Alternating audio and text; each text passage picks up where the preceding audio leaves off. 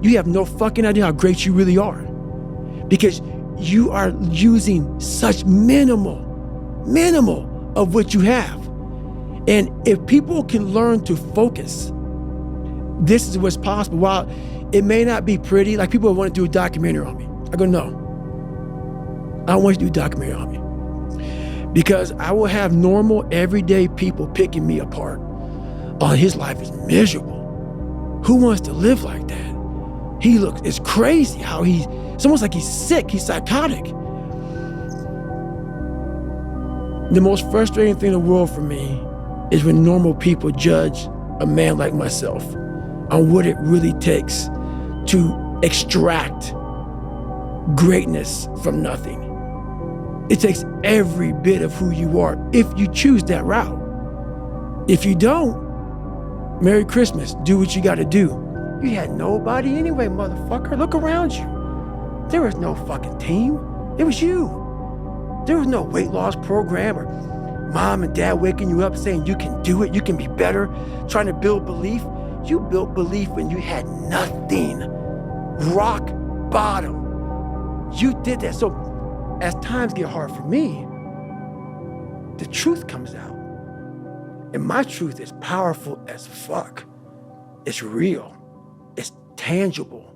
I feel it. It comes out of my brain as I speak about it. I'm reliving every single dark moment of my life to be here. So that is what people don't get. This ain't you, bro.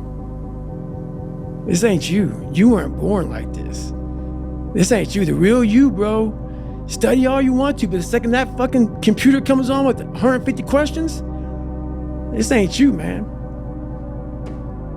The fact that I believe each and every one of you is exactly where you deserve to be in life, where you belong, or, choose wording, where you want to be. So if you're not a millionaire and you're not happy with your life, guess what? You are where you deserve to be. And the reason I'm going to say that is as follows. I had a bad luck this, or I tried this, or I can't pull off that, blah, blah, blah, blah. It's impossible to exist somewhere where you're not comfortable. If I were to say, lay on these red hot stones, and you try to do it, you get up and move because it hurts, it's not comfortable. You have to get out of that position. Yet, if you look at your lives, your life is in a shit position, but you don't move, you don't do anything about it. So if it was really, truly uncomfortable to you, like those red hot stones, you'd change something. But the fact you refuse to change something shows that you're pretty comfortable where you are. Now, of course, you can talk a good talk.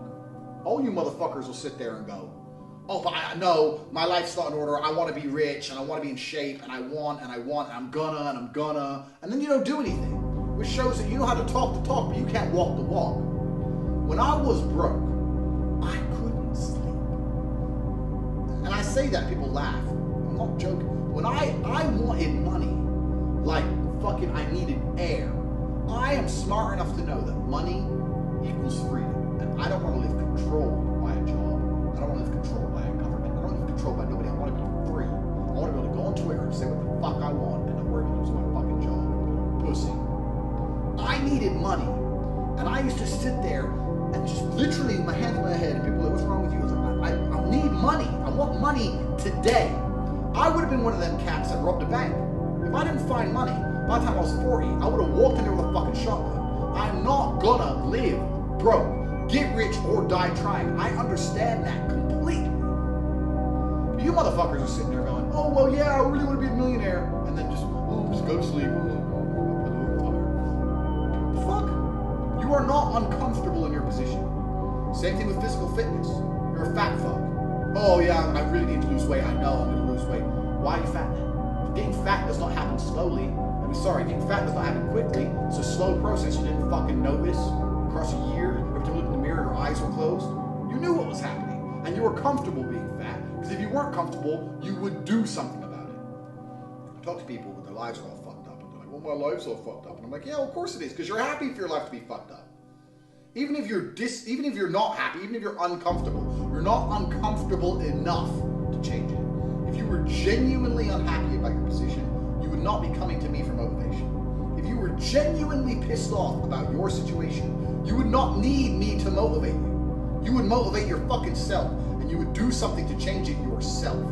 But you don't, which says a lot. So this whole motivation shit, it's all garbage. All you fuckers are exactly where you belong. I'm where I belong. The top of the mountain. Fucking Lambo, Bentley, Aston, 5 houses, 6 million in liquid cash, and 20 girlfriends. This is where I fucking belong, because I refuse to stay anywhere else.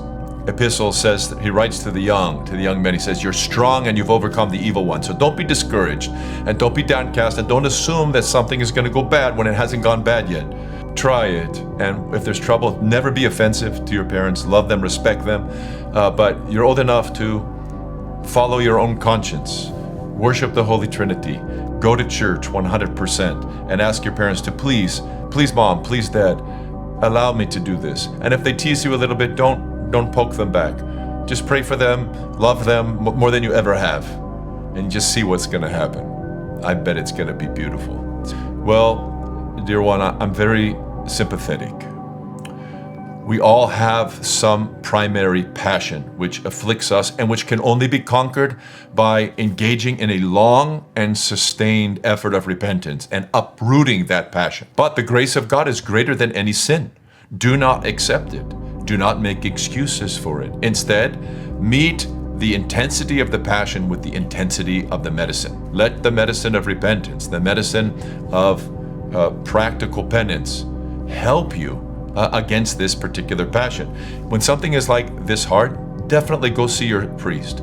Speak with him. Reveal the nature of the wound so that the physician can give you the proper medicine, the proper counsel, and his prayers to help you. When we're young, often we have these, apart from having been abused, which is a great sorrow and a pain that you have to bear, but God will help you 100%. He'll put his shoulder under that cross and help you bear it, and even turn it to your glory if you trust him.